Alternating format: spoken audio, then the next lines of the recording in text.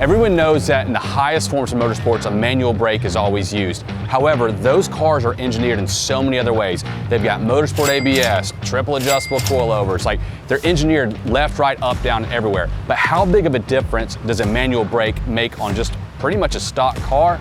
Today, we're here at Barber Motorsports Park. We've got our Z&A GR86. We're going to do a back-to-back comparison of a factory brake booster and the Chase-based dual piston brake booster eliminator. On the GR86, it has a power booster, but it's vacuum assisted by a vacuum pump, so not by the engine. And the vacuum variability of the engine is what creates the inconsistent braking. So this has pretty consistent braking, but it's still touchy. It still creates, spikes in the brake pile. But what this means is that the dual piston is going to be very competitive with this. So he's going to give 10/10 the best lap possible. We're going to make sure that it's completely fair, because I want to be able to prove with all this data that the dual piston is better than a ridiculously optimized power brake vacuum pump assisted on the GR86.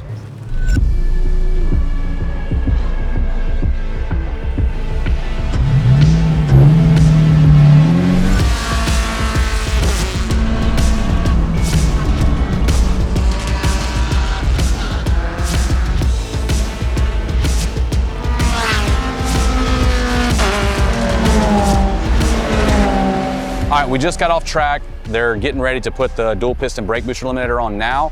All we did really was try to get a good lap time, the best that we could possibly do in a stock configuration. Try to get the tire pressure dialed in, try to get the dampers dialed in, so we're on a really good setup. As far as brake boosted brakes, this is really about as good as they get because it does have an actual vacuum pump. However, you can tell the necessity of a manual brake. It's gonna be night and day.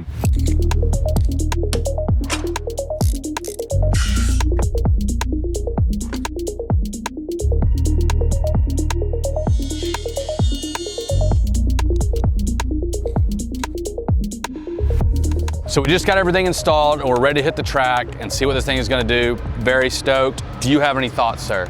I'm just excited because I've driven this car at multiple tracks with the power brakes, but just driving it around here, it already feels absolutely incredible. So let's go get out there and see what happens.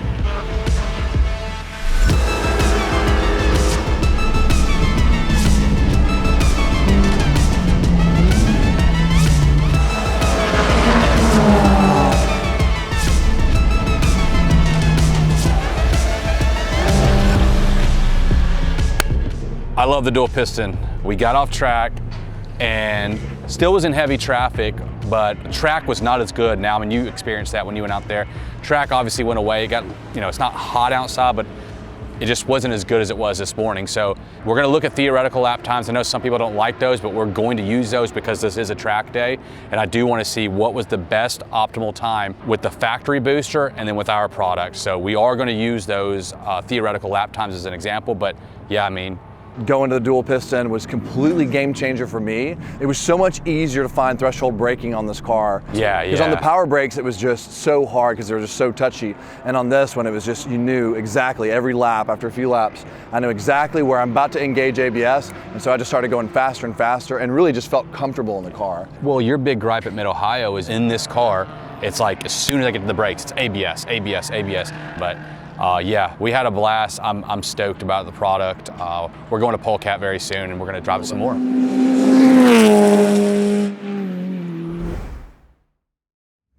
All right, we're back at Chase Base headquarters. We've got all the data just like we promised. Just diving into it, we're gonna show some theoretical lap times and actual lap times and break them down. So the fastest lap that we did with the power brakes was a 144.924. It's not too slouchy. Not so bad. Then with the dual piston brake booster delete, we did a 142.836. So right at 2.1 seconds or so. Had a little bit of traffic in our 44 lap. So again, to make this fair, I think it's more than reasonable to look at a theoretical lap time to discuss, hey, where did we find this time? How much did we lose? We can show all that here. So we've got all the information. So our theoretical lap with the power brake is a 143.550. And then our theoretical lap with the dual piston is a 140.086. So the delta between the actual laps and then the theoretical laps are about the same. So it kind of reinforces that the theoretical lap is a good thing just because we're able to see what a perfect roll would be if we weren't in traffic, say for like a qualifying lap. But like I said, we're gonna jump into the actual laps to show you where the actual time was made. All right, we're gonna break these laps down. Like I said before, this is our fastest with the dual piston brake booster delete and our fastest with the power brakes. I'm gonna call the Chase Bay's dual piston brake booster delete just a dual piston from here on out, and the power brakes are just the power brakes. Turn 5 is gonna be the big indicator for us with the dual piston. Heading into turn 5 here, car settled, speeds are about the same. So we're braking about the 2 board on both. The power brakes are having a real tough time scrubbing speed. With the power brakes, the problem is if I get into the ABS, you have to kind of lift off and try to get back to that threshold right before ABS to get the car to slow down. So it may feel like you're getting in pretty deep and quick, but the problem is it compromises the entry so much.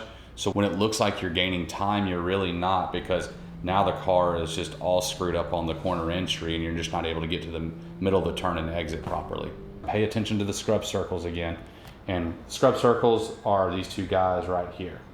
Heading in, there's a nice transition on the dual piston lap. So beautiful trail brake in.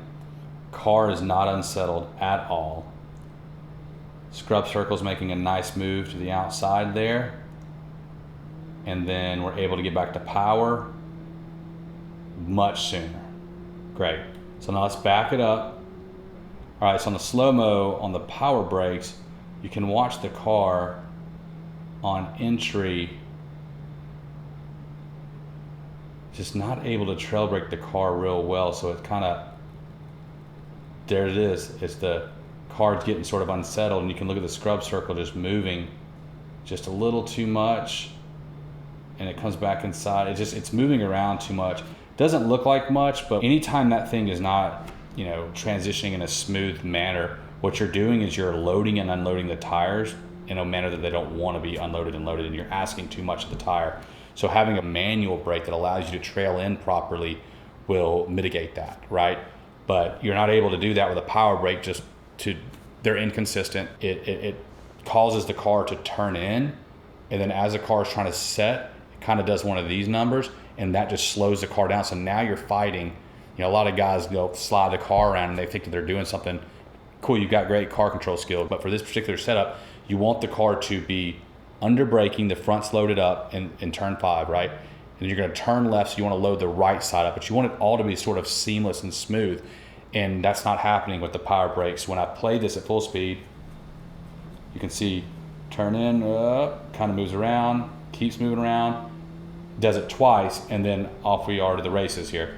But with the manual brake, with the dual piston lap, we're able to trail brake in, load the front, keep the front loaded, and basically as we're starting to add wheel, we're coming off the brakes, the car takes a set perfectly, we roll throttle again, have a little bit of slip on exit, and off we go, but we never have to lift.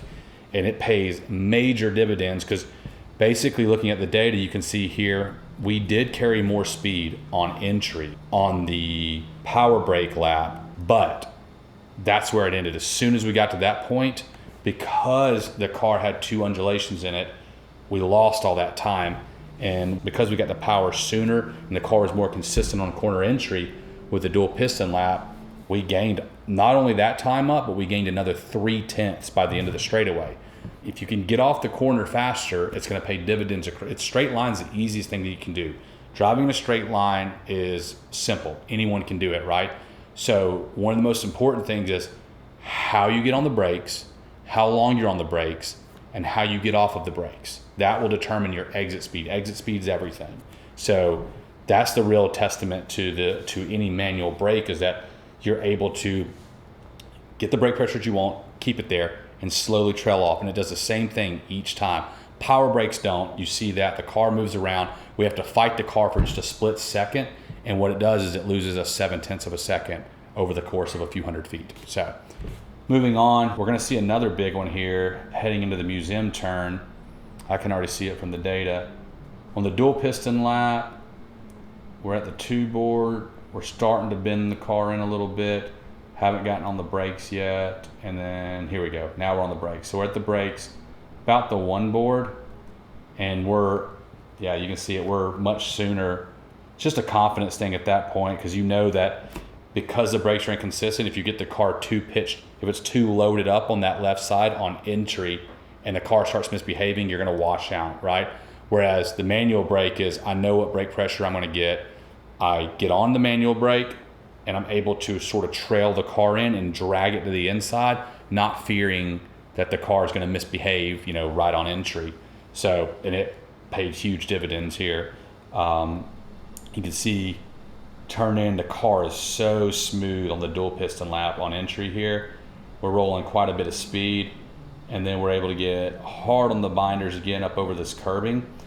But right here is a little bit less of a trail brake for me. I release pretty quickly, but even with that, I have left foot brake in here, and I'm able to release the brake and get back to power so quick that, I mean, the car just takes off like a rocket ship here, which is massive. And you can see it as we're gaining time right about here, boom, on the exit. If you're looking at the actual data from about this point, I'm rolling so much more speed on the dual piston lap, but the car is loaded up properly. The car is stable. Watching the car and the power brakes turn in, it's just kind of, car's just not wanting to get in there, and it's just because I'm being timid on the brakes. And here, you know, the car's ABS, ABS, ABS, and it's just fighting me.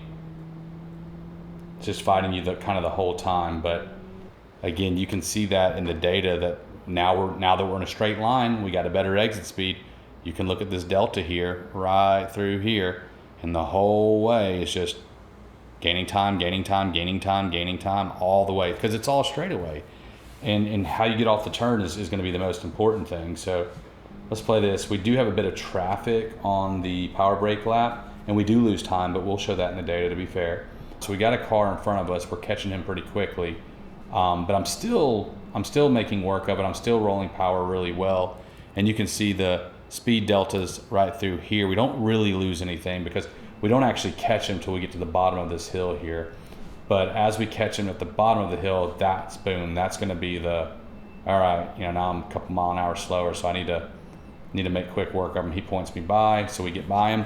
All right, so just to be fair to everyone, this is where we gain the time. So everything seems to be pretty normal here. We're gaining some time, but right now the delta is, we're currently at a 1.107 second faster lap with the dual piston, and we get it to about a 1.7 ish. So we gain, you know, roughly 5 to 6 tenths of a second. But again, if you're looking at what we talked about previously, that's why I wanted to show the theoretical lap times, because I got through there much faster at some point when there wasn't traffic. So that's why we show the theoretical laps. But the fact remains that we've still turned a much faster lap time with the dual piston, and that's just one indicator, because it flattens out as we get about right here.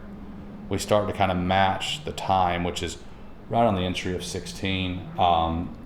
So that's basically a walk through the lap. We could get more complicated and show the different sectors of the best lap of each one of those. But I think this is easy to draw a conclusion by watching this about what's happening. These cars are identical. The conditions were much better in the morning. The weather was perfect. So we gave the power brakes the best opportunity you could have. We spent time dialing in the dampers, make sure the ARBs are good, anti-roll bars, make sure that the tire pressures were all in check, and make sure it was perfect, right? And then we immediately just threw the dual piston on and went to work. So the main takeaway for me is that under braking, the car needs to be consistent. If the car's got an inferior ABS or no ABS at all, and then you're kind of working the pedal because the pedal's being inconsistent, the car's moving somehow, some way. So poor example, but if this is your car, that's the front. If it goes under braking, it's going to go here. And then you turn left into turn one at Barber, it's going to go here. And then you're going to turn and accelerate, and it's going to go here. But if you go under braking and the car's acting funny and does a little one of these numbers, and you move the tires around, on entry, the car's going to be inconsistent. Something's got to give. Some of the tires, some of the grip's going to give up somewhere. So you're a little slower on the way to the middle of the turn. Therefore, your exit's going to be much poorer. So with all that being said, now we're going to show you both laps at speed, no comments, just watch them, watch the car's attitude, how it's moving around, how it looks like it's handling and whatnot, and you'll be able to see at the end of the lap which one prevails.